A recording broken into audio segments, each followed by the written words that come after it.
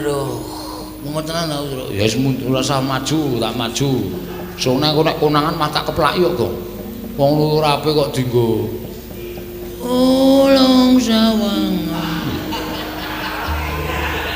Sawangan aku. Ora dari nak mana, Tru? Ngono ae dari nak mana? Ya wis ngono ae dangdut wae ning kene rasa perang. Nandang.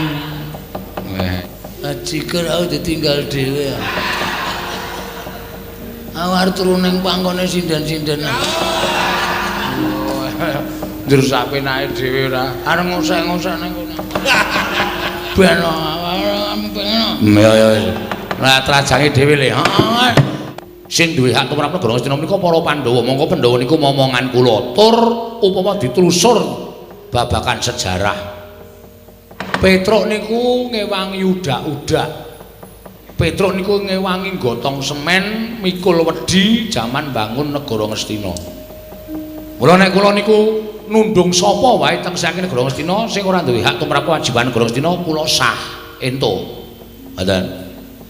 Kaya sampeyan niku nek Ngastina dilenggahi pendhita sing ora ana nyatane sing putih ping serban karo ketune ning atine kuning jerone ndok bosok kula ora trima. Lha wong sampeyan minggat sing mriki. Ha to, Gong? Cocok. Sampeyan bunga nek kula isin. Iya. Ah, endah-endah patih sengkuni. Ngerti kancane wirang malah dipirang-pirangke, malah digecek-gecekke. Petro kantong bolong. Kowe aja ngino araku. Aja ngecek karo Satama. Ayo. Begawan Durna tandingan legane atiku. Wah, kok iso menang karo Begawan Durna? Bumi langit tangkep Petro kandang bolong. Tupruk.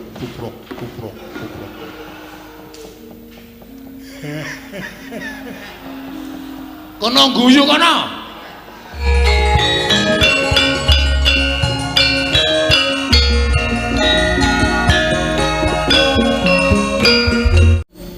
Menika kanthi dene sowanipun Ponokawan Petruk. Ingkang sowan wonten negari Ngastina. Lha iki kok malah ngane-anehi. Kakang Durna. Pripun Dewate? Petruk kalian Bagong sowan wonten negari Ngastina. Oh, dasare wong ora duwe. Dasare wong sekeng, wong melarat. Saura-urane nuwun sewu nggih, Petruk sowan menika mboten badhe gesek, tertentu namung nyuwun paring-paring. Lajeng kaparingana, Petruk, kowe butuh apa? Mangke menawi Petruk lajeng matur tumrap kaparingana. Dana Prabaya butuhmu pira? Yen kowe butuh sumbangan, sumbanganmu kowe njaluk apa? Terus diwenehi, terus kon lunga. Mboten pantes menawi ngatasipun menika Datulaya papanipun para her-her, papanipun para luhur, papanipun para minulya kok ming dienggo drajikan kere-kere kados ngaten menika. Piye, Gong? Santai. Rasa kesusu. Apa awake dhewe iki wis wangun dadi wong ngemis lho. Ketoke wangun. Dengkulmu ya ora. Lah iki sowan kok tiba-tiba Begawan Durna kok ngendikane kaya ngono. Durna iki suarane atos, Tru. Rasa tok gagas, wis santai wae. Wis gak matur apa perlune. He, Tru, wonten dawuh sinuwun. Padha raja sak praptamu. Tansah pinanganing kawidadane ring sambikala bekti kula kunjuk sinuwun. Ndak tumpuk pangestuku tampanono. Kula pun dinggo jimat paripin dayana ning kasantosan. Petruk padha slamet sak praptamu. Regana pati senggone wilujeng bekti kula kunjuk. Iya Petruk. Tak tampa pangestuku tampanono. Ponokawan Bagong Pandhararja sak praptamu. Berkahipun sinuwun Prabu Duryudana wilujeng sowan kula. Bekti kula kunjuk sinuwun. Iya, Bagong tak tampa pangestuku tampanono. Kula pun dinggo jimat paripin dayana ning kasantosan. Bagong padha slamet sak praptamu. Pangetrinipun Rekyana Patih Sengkuni wilujeng bekti kula kunjuk Rekyana Patih. Iya Bagong tak tampa pangestuku tampanono. Kula pun dinggo jimat paripin dayana ing kasantosan. Oh, Petruk kantong bolong padha slamet sak praptamu. Slamet ora peduli apa kowe. Lho. Kok wangsulamu kaya ngono? Apa kowe ora nyawang to Begawan Durna kuwi suwijining brahmananing Narendra? Aku ki piyayi kowe dibagekke kok. Ucapmu sapenake dhewe. Napa pun pantes nek wong kaya kula niku sowan ratu kok minganane ming ngemis. Kula tak takon karo sampeyan. Apa Petruk iku ndang nang nggone sowan piyayi luhur, apa kondang Petruk ki nek sowan wong duwe ming arep njejaluk? Apa kondange kaya ngono? Mestine kaya ngono kuwi wong ora duwe iki nek sowan karo wong duwe mesti mengkan jejaluk. Ning Petruk ora kaya ngono kuwi. Alah, ora usah dadak silak karo atimu. Nek panjenengan jaluk-jaluk kok. Nuwun sewu, Mbah. Sampeyan niku senengane ngendhak karo gunaning jalma, senengane sampeyan niku ngidak karo sak pepadane. Kula ora seneng nek carane kaya ngono kuwi. Mula nek sampeyan mbageke kula, nuwun sewu nek kula ora wangsulan mergo sowan kula Petruk niku apik-apik kok teng mriki mung suarane elek, dadi atine Petruk mangkel karo sampeyan. Lho, nek mangkel arep ngapa kowe? Kowe nek mangkel arep ngapa? Ya ana pendhita aplotroke kathoke tenan lho. Truk, sing sabar. Aku ora ngomong to. Biasane sing ora sabar iki aku ning aku saiki sabar. Oh, kok iso sabar? Mangan ayam goreng. Oh ayo. Aku saiki wis iso sabar. Ditampa pangestripun Membantuna wilujeng bekti kula kunjuk. Tak napa? Pangestu Tamanana. Nggih. Rada mangkel sajae. Bagong Wadara Arja. Pangestunipun Begawan Durna Sang Maha Pandhita wilujeng bekti kula kunjuk Penemban. Oh iya tak tampa. Pangestu Tamanana. Lah kaya ngene iki lho. Wong ora tau segetan aten, ora tau neson. Selagine kowe iki luwih tuwa tinimbang Bagong kok kowe iki gampang murup atimu. Bagong iki malah saiki sabar. Bagong iki malah saiki atine ketok nek gedhe. Ditimbali kaya ngono ya wangsulane apik. Terus, ora nesu. Ora, wis tak sabarke kok, Gong. Pangestunipun Penemban Durna wilujeng bekti kula kunjuk Penemban. Ah iya tak tampa. Pangestuku tampanana ya, Bagong. Nggih. Mergi nek nganti kula wani karo sampeyan. Sampeyan niku arepa pendhita balane kewan-kewan. Hus. Kok balane kewan-kewan? Nyatane sampeyan ngepek kewan, ora ngepek menungsa. Loh, iki ketoke alus ning saya atos iki. Oh, ketoke kepenak suarane ning saya ora kepenak. Bagong aja ngrembu perkara kaya ngono. Sing apik ya Bagong, sing sabar, sing ikhlas. Nggih. Ponokan Petruk, wonten dawuh sinuwun.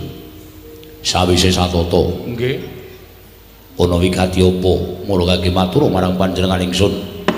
Sepisan ngaturaken sembah pangabekti, ndungkap angka kalih. Sowan kula menika dipun utus pepunden kula inggih menika Ndara Abimanyu. Abimanyu anakku, nggih. Ya kene Abimanyu utusan nglawan sira Ponokan Petruk.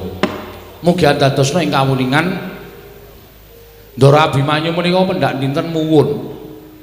Krana kacariyos sampun wonten 3 jandra ingkang kelengganing dinten sak mangke menika pepunden kula Pandhawa 5 cacahe menika nilar negari Ngamarta mboten dipun mangertosi wonten pundi papan lenggahipun. Lah niki andadosaken sungkawaning kalih para putra klebet Ndara Abimanyu.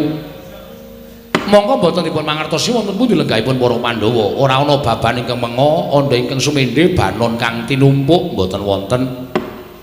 Malah sampun mboten kirang-kirang Ndara Abimanyu menika nyuwun priksa yanging sabwarga ngrawuhaken para brahmana winasih sewa sugata miyang para nimpuna supados nambah utawa madosi wonten pundi lenggahipun para Pandhawa nanging gagar wigar tenantuk karya. Tumuli nalika semanten petang-petangan kali kula diitung-itung sapa pendhita sing urung disuwuni prisa.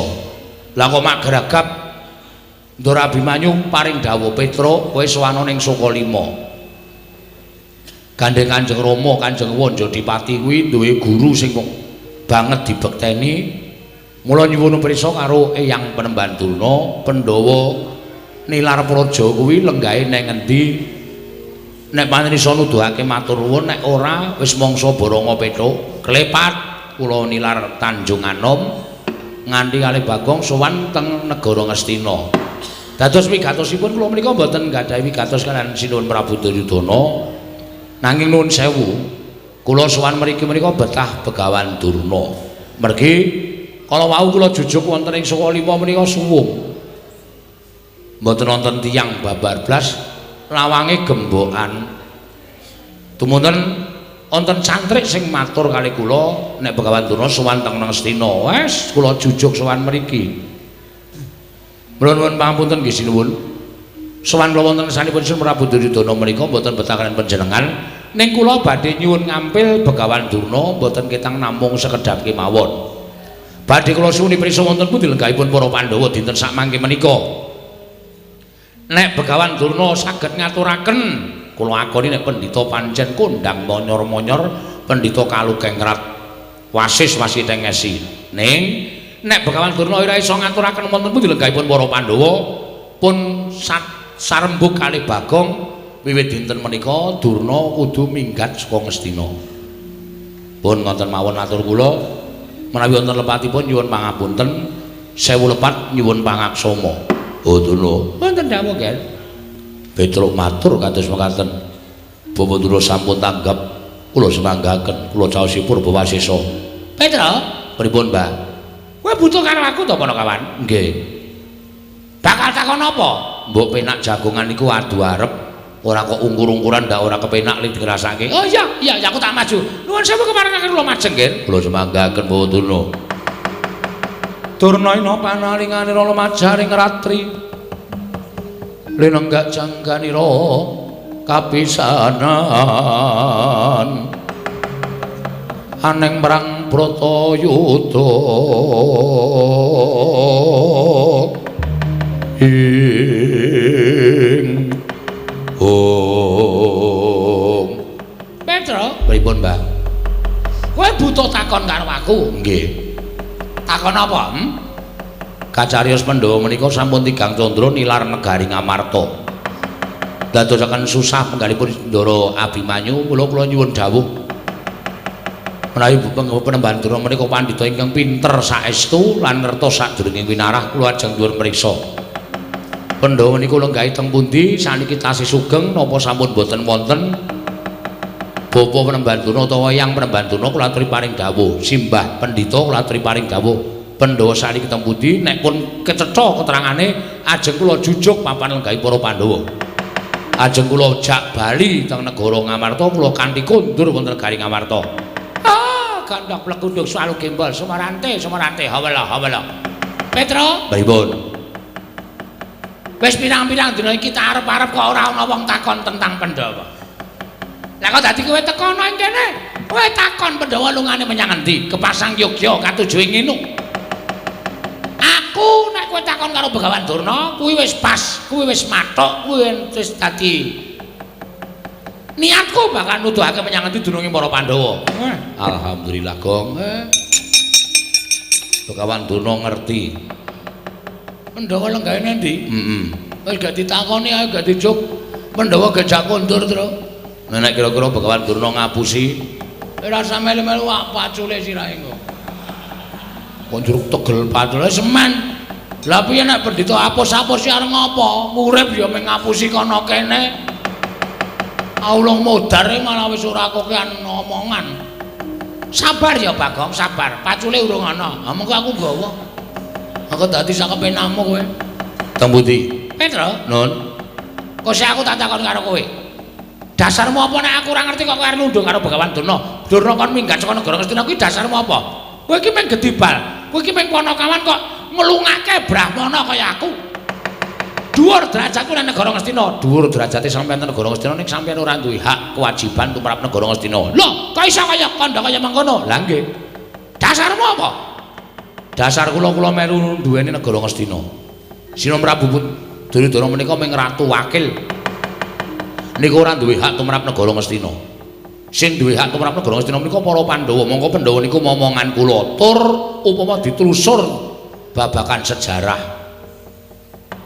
Petruk niku ngewangi udak-udak. Petruk niku ngewangi gotong semen mikul wedi jaman bangun negara Ngastina.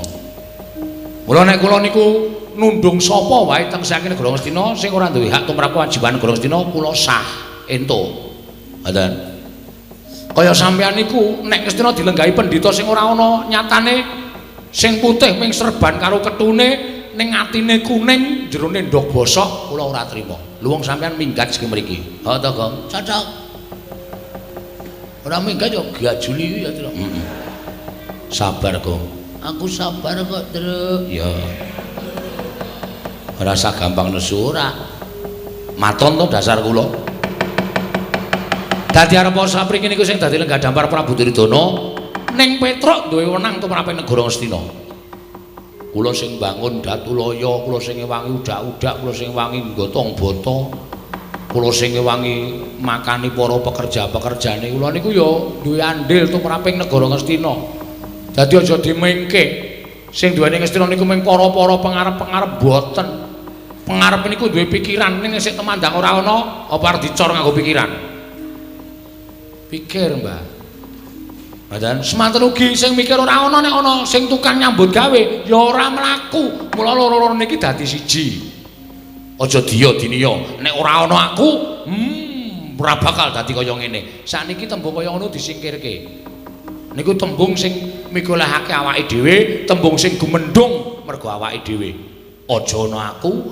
Niku pun mboten jalan, sakmenika pun mboten jalan. Sakmenika menungso niku kedunungan pikiran, kedunungan ati, kedunungan rasa.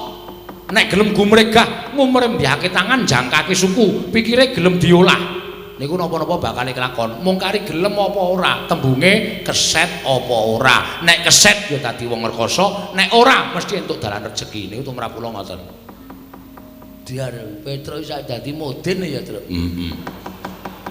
Nek mejang gleling ya Petro ki. Tur kenyataan kuwi ora mung omongan tok. Dadi nek sampeyan ora iso ngandhake ndoro-ndoro kula Pandhawa, tenan. Kula ora mung ngomong goro. Kula ken lunga sing mriki.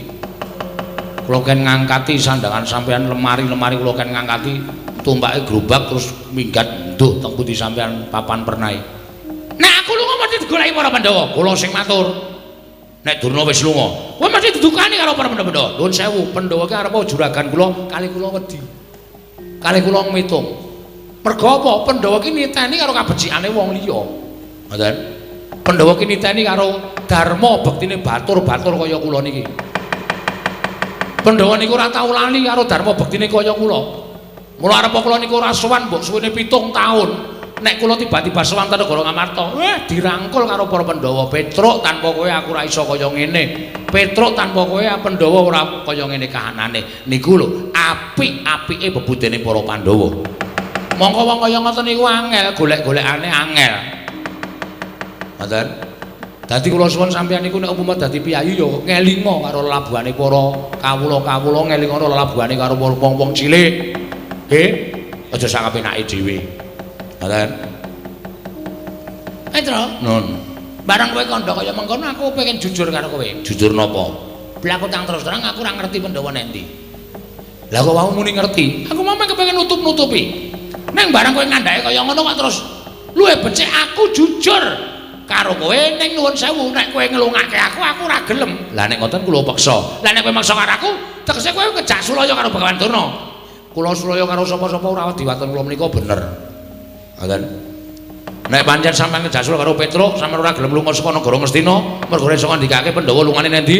Lah nuwun sewu, teng pundi papane wong neter Katidayan. Lho, paningan karo Bagawan Durna sing kula wedeni apa mau metu jaba Petruk kowe metu jaba dhisik sampurna ning pasewakan aku meneh keterangan karo kowe janji goro ditenono ana pendhita tak ileng-ileng kula sempat kriwikan dadi kerojokan geguyon dadi tangisan upami mekaten malah menika tumrap kula Kamasang Yogya katuju ing nginu lho dipun kados pundi paduka paring dawuh mekaten lho Petruk kaliyan Bagong menika awam tanpa warni menika kegiatanipun para Pandhawa. Kula sampun matur menawi Pandhawa menika kinayoman piyayi kalih nggih menika pun Kresna kaliyan pun Semar. Monggo Semar menika kagungan putra 3, Gareng, Petruk, Bagong. Nger menawi badhe nyerakaken Semar kedahipun dipun ginakaken srana ingkang alus jaranipun. Anake dipateni sik. Mengkene anake dipateni Semar nelongso. Menawi Semar nelongso piyambakipun tentu sakit. Kembange wong sakit menika pecah. Semar pecah kantun mejahi Natandrawati, Natandra mati kantun mejahi para Pandhawa. Lho, menapa mboten jenius? Sampeyan niku ngomonge kaya sak kepenake dhewe lho. Menika ngaten ya Adipati? Nggih, Paman Arya. Wonten dawuh ketapne para Sata Kurawa. Petruk dibondo tangane kerincung sikile. Gedene pateni nek negara Ngastina. Lah rak malah goleke gawean to Kakang Durna. Sago napa mboten? Sago. Nek sago diketapke, oh inggih ngestaken dawuh.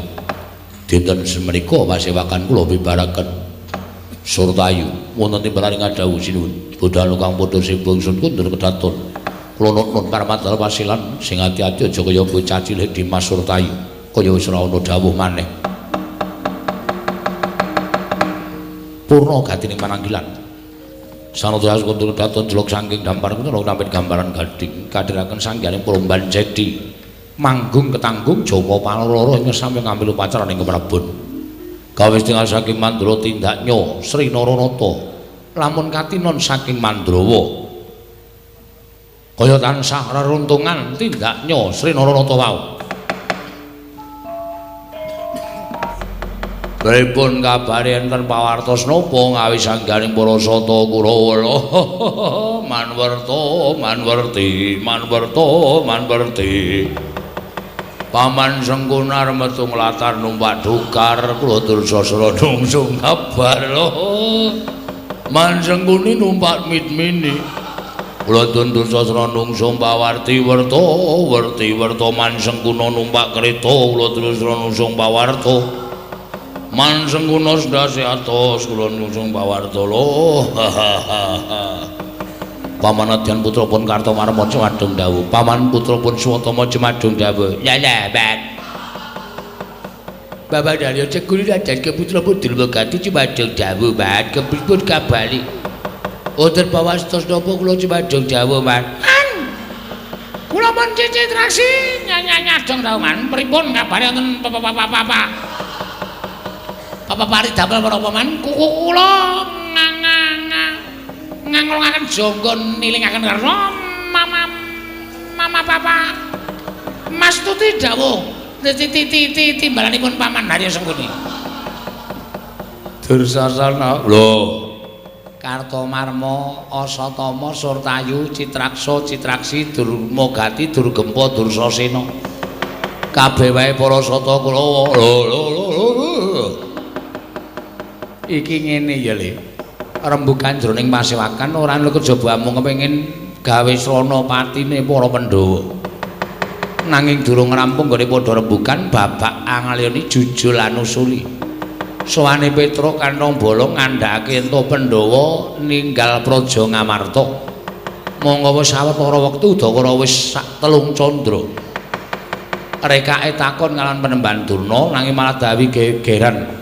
Mula kang sangka kuwi Dursasana kabeh Kurawa diketapake budal lumarap golek menyang didununge Petruk lan Bagong. Ketemu bondo tangane kerincung sikile leboke pakun jaran gedhe-gedhene dipateni ya kulub Dursasana. Walah nggih Man. Mboten ken kandrung-sulun awi nderek udu. Napa sing didhawuhke pawon lamun sendika ngestakaken dawuh mangkata dina iki lho nggih ngestakaken dawuh. Surtayu ya. Enten apa Gus sing kula entosi Dede Kurawa. Sing kula tenteni sanes para sata Kurawa ning Begawan Durna sing kula suwune priksa teng pundi lenggahing pundhen kula Pandhawa ingkang sampun sawetawis wekdal nilar Praja Ngamarta. Petruk nun Blokasuta wae Begawan Durna bapa Penemban Durna ora prisa menyang dilenggahing para Pandhawa. Mulih kowe takon karo bapa Penemban Durna, aku sing bakal meni mangsulan karo kowe. Lajenganipun sinuwun utawa Penemban Durna pun tetela wis cetha nek ora ngerti, ya pancen ora prisa. Lah nek wonten gampang mawon nek pancen ora ngerti ya Penemban Durna lunga saka negara Ngastina. Lah terus sampean rawuh mriki wigatosipun aku didhawuhi dening Paman Sengkuni kene nyekel karo kowe. Nyekel napane? Lho, awakmu kuwi. Kersane tak bondo tak krincung sing leboke pakunjaran. Gedhe-gedhe kok tak pateni Petruk.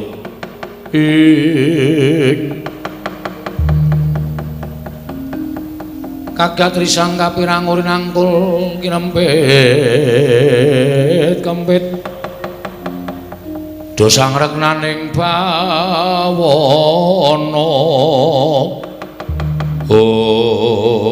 welasan ora ngerti sangkan marane lha kok malah Petruk tekan negara Ngastina kok kaya arep dikrenah patine mula ora usah dadak kowe bangga ora usah dadak kowe selak ulungna tanganmu tak bondo tak krincung sing bagi pakunjaran. Mas nek pancen sampeyan arep mateni karo Petruk monggo Ning carane sapi mang jagal sik. Nek wis kula ambruk ora duwe daya, mang pateni kula manut wani karo Surtayu. Sing tak wedeni awam. Kowe biyen tekan saniki kula mboten wedi karo sampean. Pecah diadamu sirna Margolayu. Mang maju mriki jajal-jajalan karo Petro. Minggir kok. Ya.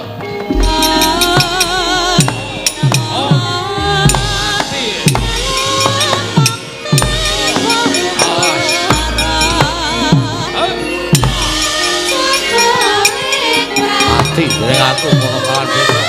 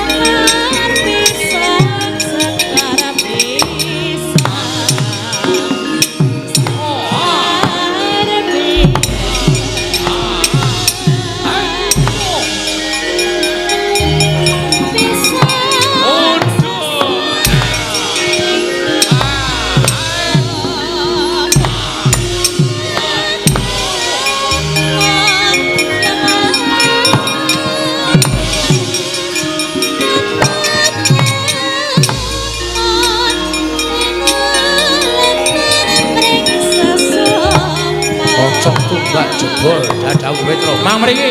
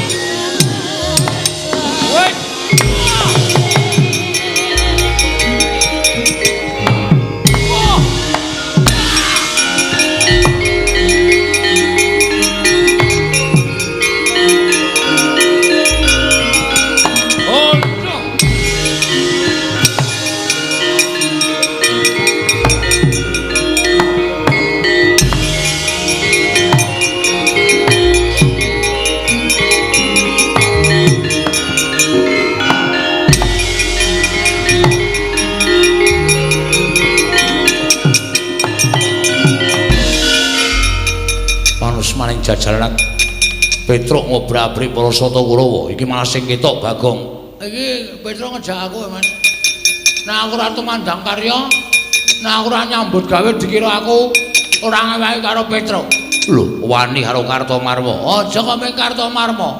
Karto ndelosor aku wani.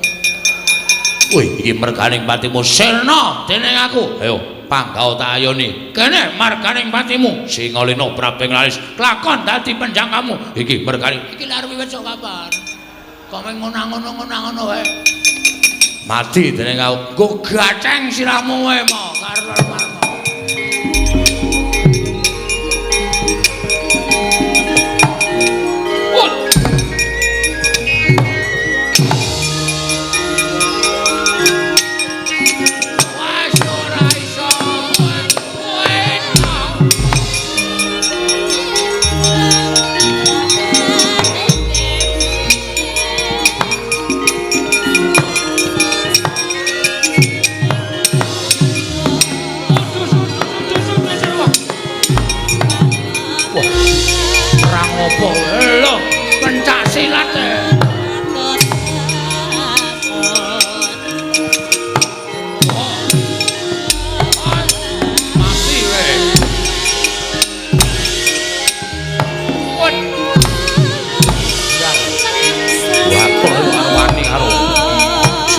Ayo.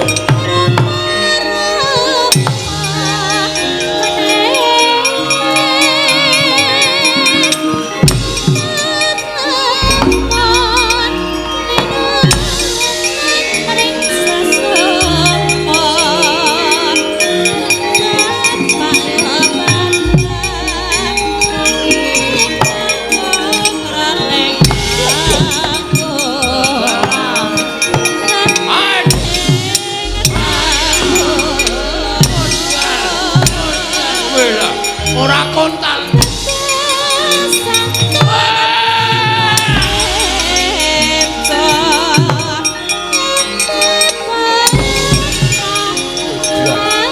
Sirah pada kebal. Rene.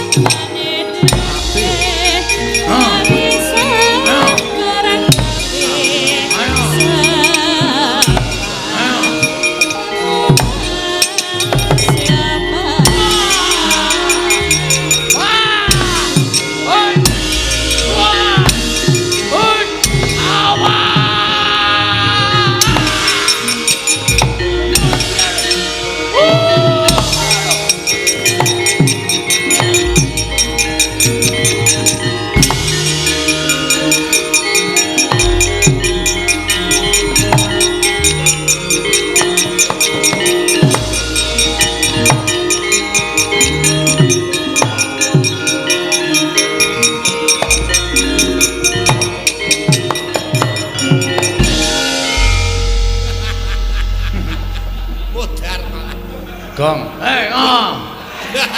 ngantel jasmu ya. Ora kok. Kuwi ngopo ya, Gong, kok matane abang mendem ya. Oh, ayo mulane. Aku nek ora ngene iki ra wani, Truk. Ngombe apa ya? Spiritus.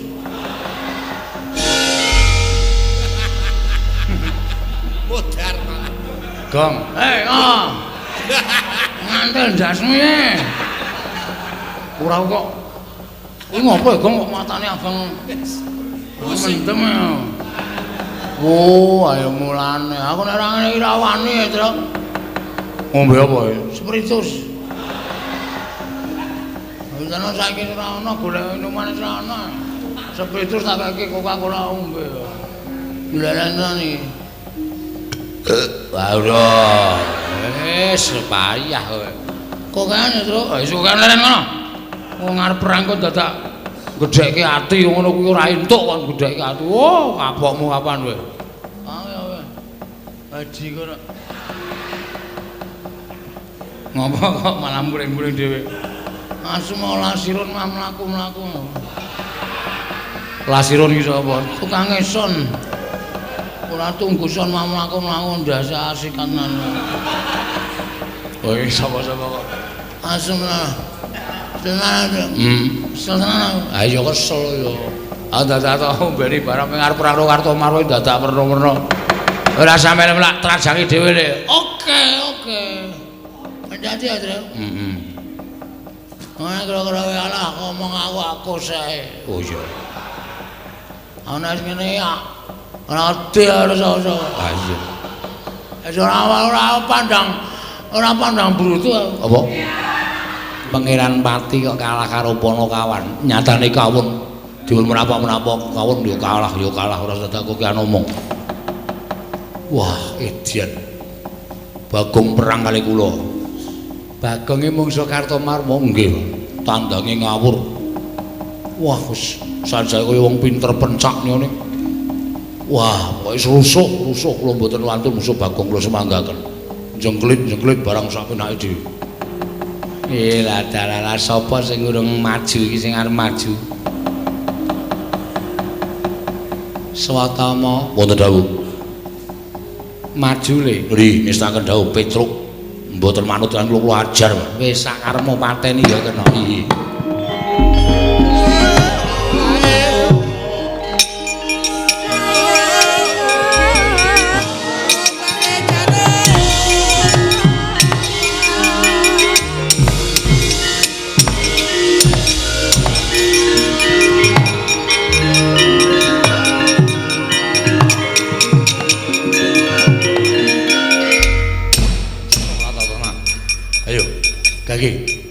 arep kowe menang karo Kartomaro, menang karo Raden Surtayu, musuh Swatama entuk musuh kowe. Ayo.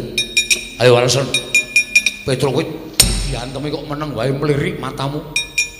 Kowe menungso apa kowe? Kowe panjenengan apa? Lah kok dadi kowe meneng wae. Ayo Gage. Ayo Walesan. Kowe ngece karo.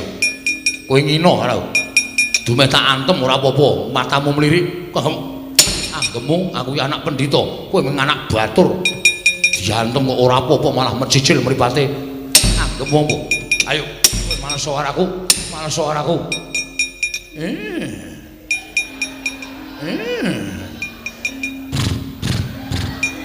Tuprok, tuprok, tuprok.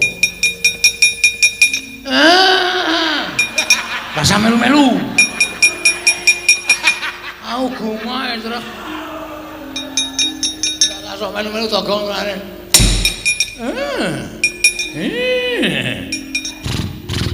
Tuprok, tuprok, tuprok. Kowe diantung kok malah hahi-hahi. Kowe malso kowe. Malso, malso. Tuprok, tuprok.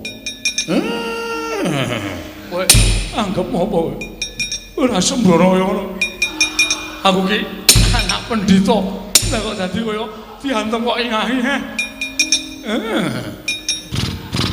Tuprok, tuprok, tuprok, tuprok das matos. Kowe iki diantem kok malah ngahi. Eso, kowe cecek.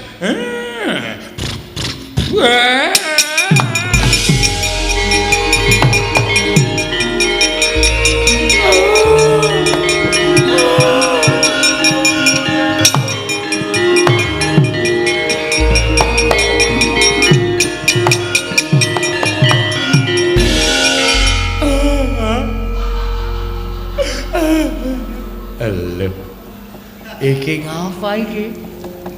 Prajurit maju, ora katon tatu kok mundur nangis. Man, ngapa? Ati kula sakit, Man. Kalara kenapa? Manah kula sakit. Petruk kula jotosi. Lah iya, aku ya weruh. Nggih, Man. Petruk kula antemi sak manut karo karep kula sak mempeng-mempeng kula. Kula ken males ora gelem males ning matane mejejel. Bareng gelem males niku mboten ngantem. Piye? Ngenten iki, Man. Terus cangkeme ngenten iki. Terus sikile tuprok, tuprok, tuprok. Wonten niku, Man. Niku bola-bali niku suwe-suwe tak rasake ati kula saya lara. Saya lara terus kula nangis. Adik anakku ngger Satama. Pulo-pulo bejamu dadi 20. Mula ya Petruk ki ngerti sejarahmu. Dikon bales ora bales ning malah ngono kuwi. Niku artine napa, Pak? Teng ati kula kok lara banget. Kuwi tegese Petruk ki ngece karo kowe. Lho, ngece bab napa? Ngece nek kowe kuwi anak jaran. Paman ampun slometan. Kula niki anak pendhita, ibu kula widodari. Widodari ning keleke papat. Kok keleke papat? Sikile papat. Mbokmu kuwi jaran. Man. Ngono patih tak jotosi tenan. Ibu kula niku widodari. Widodari ning biyen jaran. Jaman di ngono bapakmu kuwi wujude jaran. Napa nggih? Beda mongi kok. Mula kowe sikilmu duwe tlacak kaya ngono, rambutmu kaya suri merga kowe patutan karo jaran. Aja kuwatir iki dilongkas ana Bupati Kap. Kowe melu ora? Bupati Kap napa? Lho balapan jaran. Kowe ra ya iso mlayu to engko paman wong tak ajar to. Lara atiku. Monggo Kanjeng Rama niku crita kalih kula nek bojone niku garwane niku ibu kula niku widodari. Widodari ning doyan suket. Ateges jaran. Edian. Biyen ning lakoni pripun nggih, Man? Lah ya mbok. Aku ya ora ngerti kaya. Wong bapakmu ki ngledhike ra jamak-jamak. Napa riyen iku dereng ngenten wong ya nah. Ning bapakmu ki mbok menawa pas bingung. Usah-usah nglakon. Loro ati. Dene ana ning pertapan kondange pendhita garwane widodari. Jebul ming tukang narik andong. Aya kuwi. Bahas apa iki? Bahas apa? Mboten bahas napa-napa ming genahke kok. Sampeyan niku wong tuwa napa bocah? Sampeyan niku wong tuwa napa bocah? Lah nggih wong tuwa semene bocah entek-entekke kempongan. Ngerti sapa niku bocah ora ngerti ora ndunung kok mang dunung-dunungke. Ngerti sapa niku ora weruh karo kanan senatane kok mang weruh-weruhke. Sampeyan seneng nek kula kepirangan? Ha. Sampeyan bunga nek kula isin. Iya. Oh, endah-endah nek patih sengkuni. Ngerti kancane wirang malah dipirang-pirangke, malah digedhek-gedhekke. Petro Kantong Bolong. Kowe aja ngino araku. Aja ngecek karo Satama. Ayo. Begawan Durna tandingan legane atiku. Ah, kowe iso menang karo Begawan Durna. Bumi langit tangkep Petro Kantong Bolong. Tuprok, tuprok, tuprok, tuprok.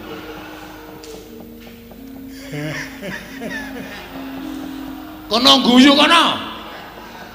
Bahagia. Hah? Sukacita kowe. Nek ana wong kepirangan kok senenge ra jama-jama penyakit ora. Ayo Petro. Adu atos sing balung mleting kulit. Yen perlu kowe nggawa pusaka. Pusaka apa? Aku ora bakal wedi. Ayo ponakan, masuk lekane atiku. Tuprok, tuprok, tuprok. Tuprok, tuprok, tuprok. Tuprok. Tuprok. Isih medem. Tolong rungokna.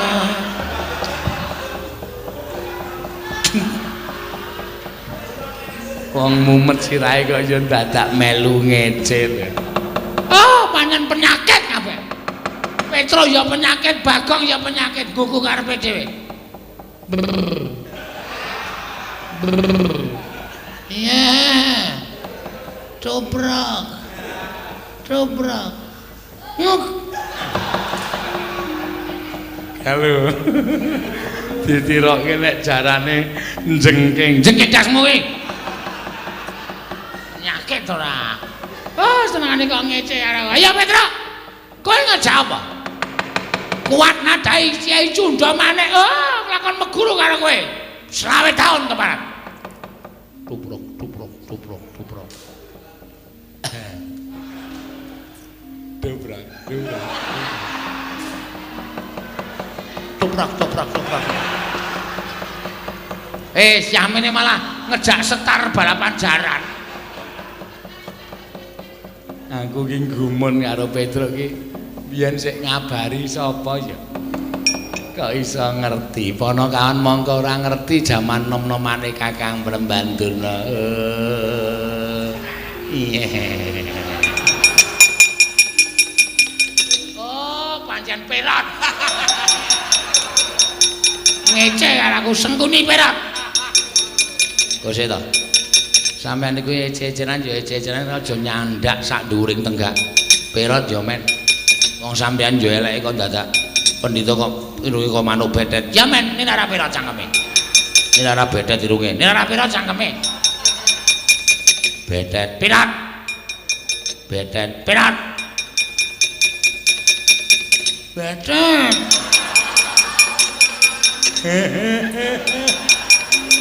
Bagong tak linggis dase tenan kok. Ora ngerti perkara kamu ni betet-betet dengkule atas ora. Lho, Bagong ngerti nek sampeyan niku pendhita kaya manuk betet. Ya betet sampeyan Perot. Betet Perot, betet Perot. Tetrat. Tetrat. Arat. Durung muni kok wis diwangsuli ora.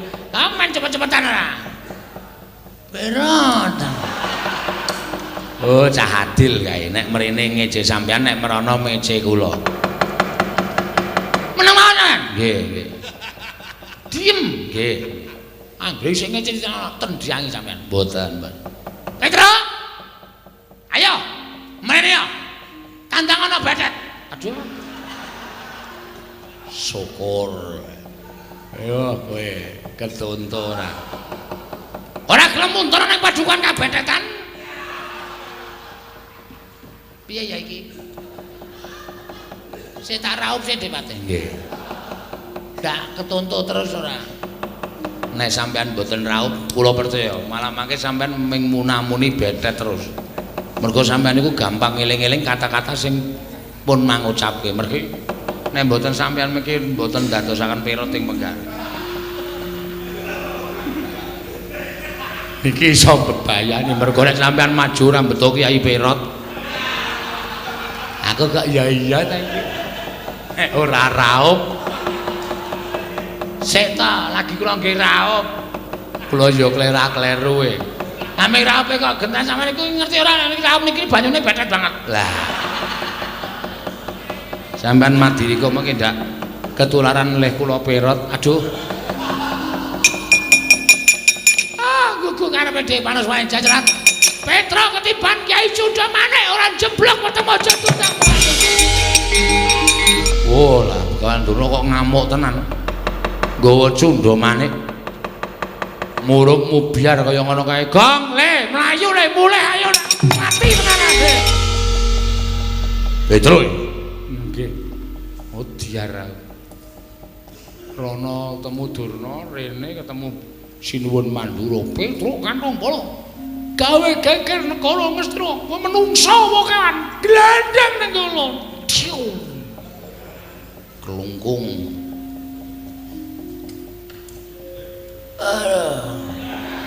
Ngopo to Mas ora mari-mari adus kono. Kita gebyuri ndas Petro. Sapa itu? Dursasana. Uduh. Ngawur. Sinuwun Mandura ngono. Hah? Sinuwun Mandura. Wah, mancing. Gong. Sinuwun Mandura iki Sinuwun Mandura. Hah? Sinuwun Mandura. Asem iki krungu Kartomarma. Wow, selip kupinge ora. Sinuwun Mandura to? Mati awake dhewe. Hah? Mati. Kok iso? Durna saka kono, Sinuwun Mandura saka kene. Kono Sunda Manik kene Nenggala. Waduh. Iya, Tru. Ayo sembuh. Pasrah wae.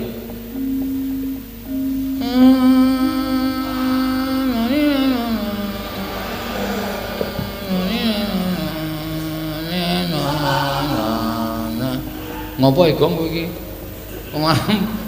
Nganggo keyboard.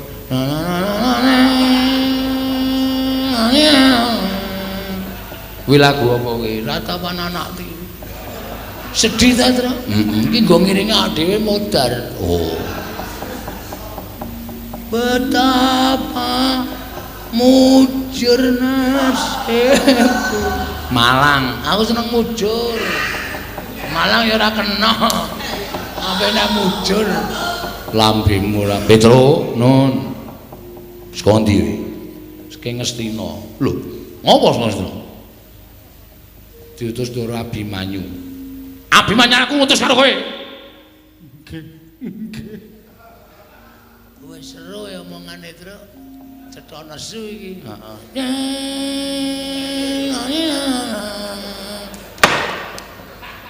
Dupandasmu kowe.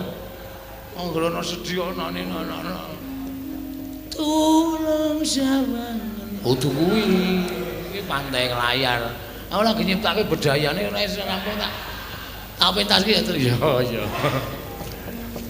Ngopo sing Ngastina? Ditut Ndoro Abimanyu. Lah ya Abimanyu ngutus kowe ning Ngastina apa? Panjenengan boten prisa to? Ora. Ndara Pandhawa niku pun tigang candra kisah saking negari Ngamarta. Lho. Pandhawa sena 3 sasi nang saka negara Ngastina, Ngamarta. Nggih. Lah, kok aku ora krungu kabar? Mboten ngerti wong ya niku lelu meneng-menengan kok. Iki wis ora tintrim ya, Gong. Atimu. Lagu opo? Lan atiku dadi siji. aku mentaimu. Mencintaimu cine aja dilangi. Blok ora. Lah terus nyuwun besok kali Begawan Durna. Lah iya terus ditutur Abimanyu kaya wis Begawan Durna Pandhawa teng pundi ning Begawan Durna mboten saged paring wangsulan. Malah kula dikeroyok Kurawa. Lho. Malah kowe dikeroyok Kurawa. Nggih. Lah terus dadi perang. Ning sepira to banggane para Kurawa, nyatane kula ya iso menang. Lah kok kowe iso menang kok mlayu-mlayu ki opo? Begawan Durna sajake ajeng mentala kali kula sinuwun. Mentala piye? Begawan Durna mentala kali kula dheweke nggawa cundha manik. Kula ajeng dipateni kalih Begawan Durna. Wah, panos manik cacaran sekretene Bawana. Begawan Durna arep mentala mateni karo Petra kandhang bolong ora lumrah manusa iki. Oh setan kowe. Gong kowe iki ngopo to? Ora nyeneni kowe to? Ora. Wah, tak kira nyeneni kowe. Tiwas tak getak. Wah, ngilangi dramatik kowe cerai. Bagong ngopo? Panjenengan nusun-nusun dikira ndukani kula, kali Bagong digetak. Wo, lah ngempatke karo lafale. Ora wete karo kalimate keparat.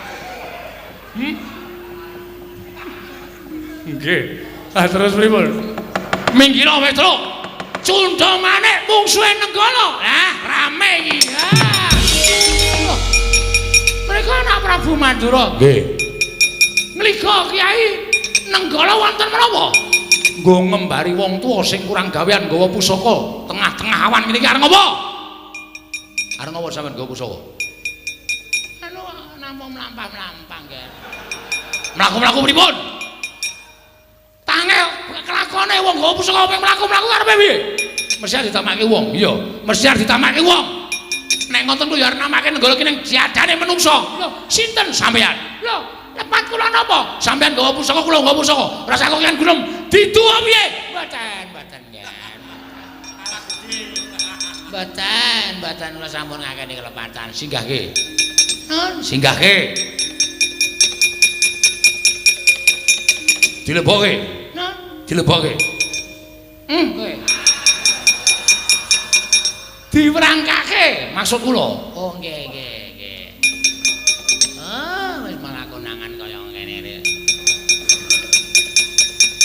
Wong tuwa sampean niku lho ngerti, nggawa Nenggala arep mateni Petruk to. Nah, sing nggawa Nenggala sampean. Cundha maneh ajenge mateni Petruk to. Sir kula ngoten. Sare kula tak takon karo sampean. Nggih. Petruk niku sapa?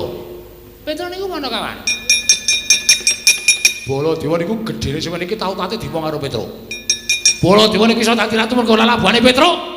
Baladewa iso mukti awi bawa Cakrawati bau Dodha niku mergo labuhane Petruk. Dadi nek ana sing arep nyekara karo Petruk, sing arep gendak sikara karo Petruk, sing arep tumindak ala karo Petruk, Baladewa ora trima. Nggih, leres menika. Petruk nika ya gedhe labuhe tumrap negari Mandura. Petruk menika ya gedhe labuhane tumrap paduka anak Prabu Baladewa. Mila sapa sing arep mateni karo Petruk padha karo wani karo Sinur Mandura. Lah, sampeyan ngerti? Ngerti. Lah kok sampeyan arep mateni karo Petruk? Kula mengajeng mateni lampune Petruk kok. Mboten Petruk mengajeng mateni lampu ngarepan omahe Petruk. Lah kok dadak nggo cundha manik. Nggih namung kagem Girigoda dhateng Petruk kemawon. Anu mbiyen cepet-cepet yo. Iki ngopo iki? Arep tiru-tiru sampean. Ning kata-katane ora cetha. Ayo Bali. Bali mboten Bali sampean gawe nesune Baladewa. Kula teng negara Ngastina digawe kagol ati kula. Kula sowan ados saka negara Mandura tekan negara Ngastina digawe kagol ati kula. Teng mriki ajeng manggawe kagol. Napa kira-kira bukan turun mani karo Baladewa? Langsung kan, langsung mawon.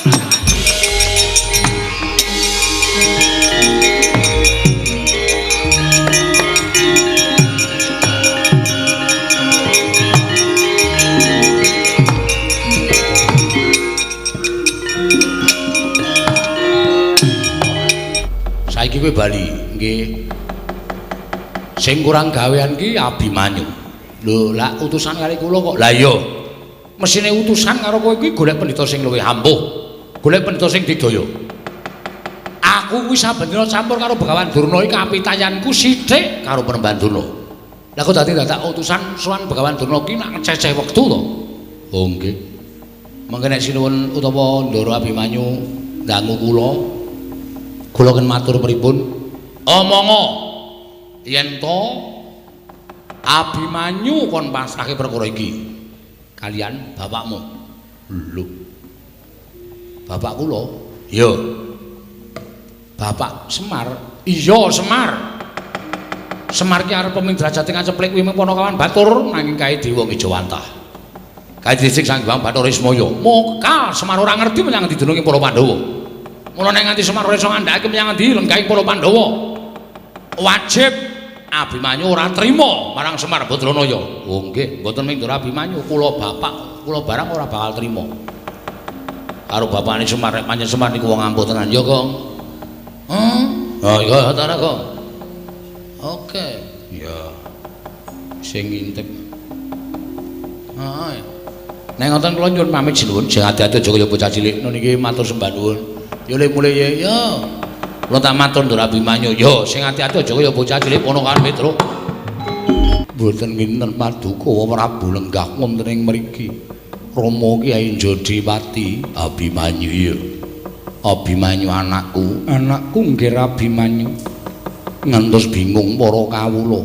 Oh, dinten sak mangke kula dherekaken kundur wonten negari Ngamarta. Iya nggih cah bagus. Apan wis paripurna gegayuhane wong tuamu nggone gayuh kanugrahan. Lah ra tenan to. Pendak-pendak tindak mesti gayuh kanugrahan. Lah iya, apa ya Tru Wahyune Tru ambuh. Apa gong wahyune? Jumbuh karo tulisan ana ning baliho. Aran Payu Pura Kencana kowe lah. Wilayah apik iki. Nderek mangayu bagya Ndara, nderek mangayu bagya, nderek mangayu bagya. Muga-muga Pura Kencana dayanana marang negara Ngamarta. Tansah dadi negara ingkang dadi punjer-punjering negara. Sarta kebaking katentreman, kebaking karukunan, manunggal tetunggalan nyawiji padha njunjung marang derajating praja Ngamarta. Kakang Semar. Kula nekseni Ndara.